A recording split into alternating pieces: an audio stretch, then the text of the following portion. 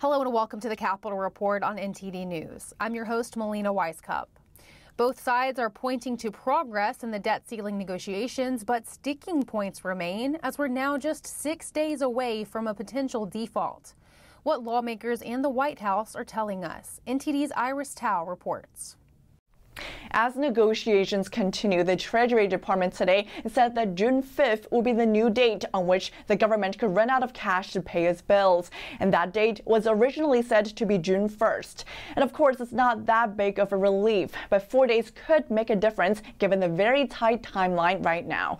And today, both the White House and the Republican House Speaker pointed to more progress. Let's take a listen. I thought we made progress last night. We have to make more progress now. We're making progress, and our goal is to make sure that we get a deal because default is unacceptable. As we know, the core of the negotiations lie in the fact that Republicans want spending cuts in exchange for raising the debt ceiling. And a potential deal has reportedly emerged. Sources are telling media outlets that it would involve raising the debt ceiling for 2 years while capping federal spending. But it would also increase spending on defense and veterans programs, as Republicans are insisting. But again, nothing is final just yet, and we are hearing Republicans refusing to drop their demand for strengthening work requirements for certain social benefit programs. Watch. I do not think it's right that you borrow money from China to pay people to stay home that are able-bodied with no dependents on the couch. And we don't have that much time. Many lawmakers have already left Washington for the Memorial Day weekend. And President Biden is also spending part of his weekend in Camp David and in Delaware. And to actually raise the debt ceiling, both the House and the Senate will need to come together to pass legislation. So it remains to be seen how fast things can unfold over the next 10 days that we now have. Reporting by Iris Tao, NTD News. The Biden administration is reportedly ending DNA testing at the border. Experts say this will increase child trafficking. Lawmakers from both the House and the Senate are now demanding answers. NTD's Aaron Pazdar brings you the details. Senators Mark Rubio, Tom Cotton, and others wrote to Homeland Security Secretary Alejandro Mayorkas, saying we demand that CBP continue to conduct familial DNA testing at the U.S. southern border. Reports say that Customs and Border Protection, or CBP, is ending the practice. CBP implemented DNA testing in 2019 during the Trump administration. You have to be a biological parent. You have to be able to prove you're a biological parent. Todd Bensman is a senior national security fellow at the Center for Immigration Studies.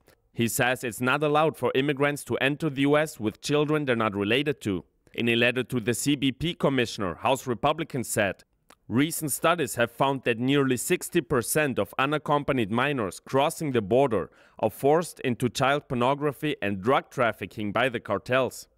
In 2019, CBP contracted Bodhi Technologies for the testing. However, that contract is set to expire next week.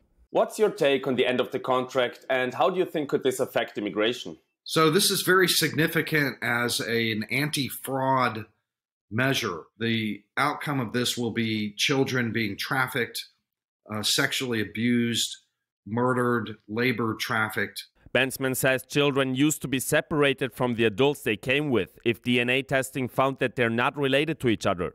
According to him, that's why the Biden administration has slowly been getting rid of the practice. In order to not have a politically a terrible look, an optic at the border. I reached out to CBP for comment on those allegations, but didn't immediately hear back. Lawmakers are now demanding CBP hand over documents of communications regarding the end of DNA testing. They also want the CBP commissioner to attend a briefing to answer questions, such as what is CBP's justification for allowing its contract with Bodhi Technologies to expire, which officials made the decision not to renew the contract, and more. They want to hold the briefing before June 1st. Aaron Pazdar, NTD News. The Los Angeles Dodgers have flip-flopped on their support for a group of self-described transgender nuns. The Dodgers originally invited the group called the Sisters of Perpetual Indulgence to their stadium to receive an award next month. But after facing initial backlash from religious Americans who say the group mocks spiritual believers, The MLB uninvited the group, only to re-invite them after LA Pride said it wouldn't join the event. All right, and joining me now to discuss this is Brian Burch, president of CatholicVote.org. Thank you, Brian, for your time and joining us today. Thanks. Great to be with you. Yeah, so many have raised concerns about this issue. You've pointed out, Senator Marco Rubio has pointed out in his letter to the MLB commissioner that this group mocks Catholics, although they deny this accusation. So, Brian, I just want to know your first reaction. What do you make of the Dodgers backpedaling here and re-inviting this group to join their stadium next month? You know, it's outrageous. It's detestable that any corporation, let alone a Major League Baseball team, would not just invite, but to award and honor this group whose very purpose is to mock Christians. You know, they gyrate on the cross. They, hold condom masses. They dress in drag to denigrate Catholic nuns. These are women who devote their lives in service of the church and the poor.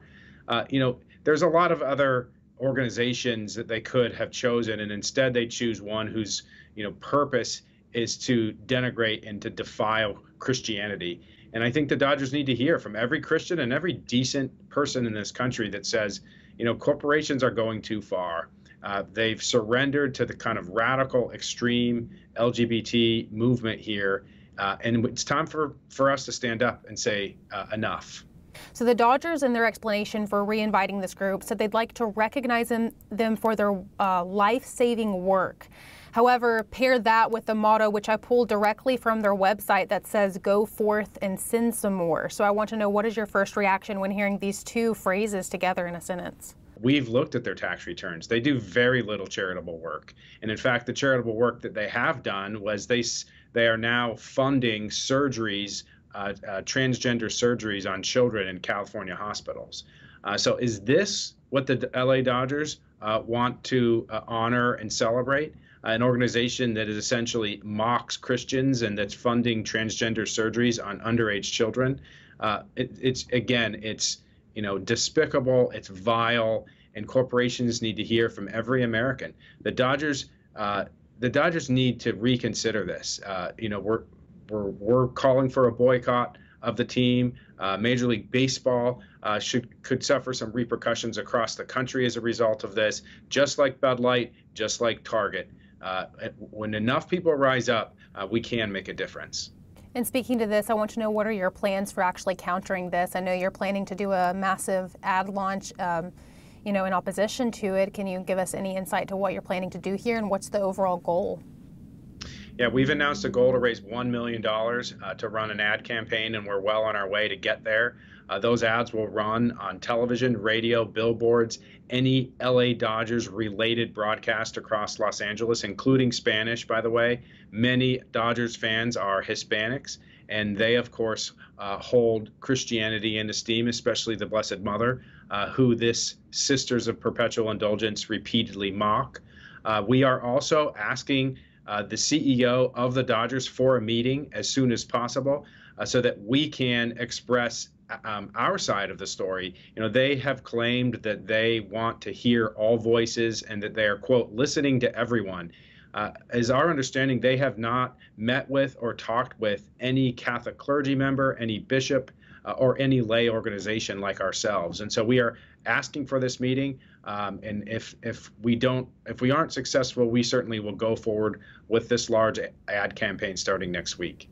Yeah, and I'm sure that many in the religious community are very glad that you're putting this effort here into this work. And now I want to go back to the broader societal trends that we just spoke of. You mentioned Target, Bud Light, and it seems like more and more big corporations are getting involved specifically with the gender-focused culture war. We know that Bud Light and Target have lost billions of dollars over the past week because of these controversial issues. Now, considering they've lost money, what do you think that says about where the society actually stands on these types of controversial issues? I think a lot of America has kind of got comfortable with the fact that there is this, gay rights movement that is making demands and have called for tolerance and equality.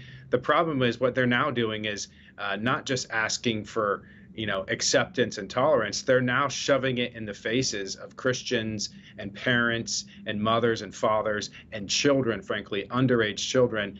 And Americans are saying, no way, this is not what we signed up for. If you want to do your thing, that's fine, but stay away from our children, stay away from our companies where we go, buy food and clothing. Why does everything have to be sexualized? Why does everything have to go to the most perverse end? And why do religious people have to suffer the mockery and denigration by corporate America? Enough is enough. This has got to stop. Thank you for all of your time and insight today, Brian. I'm sure many appreciate your voice in standing up for this. Brian Burch, president of CatholicVote.org. We appreciate you. Thank you so much. Thank you for watching the Capitol Report. If you want to see our full broadcast, check us out at epochtv.com.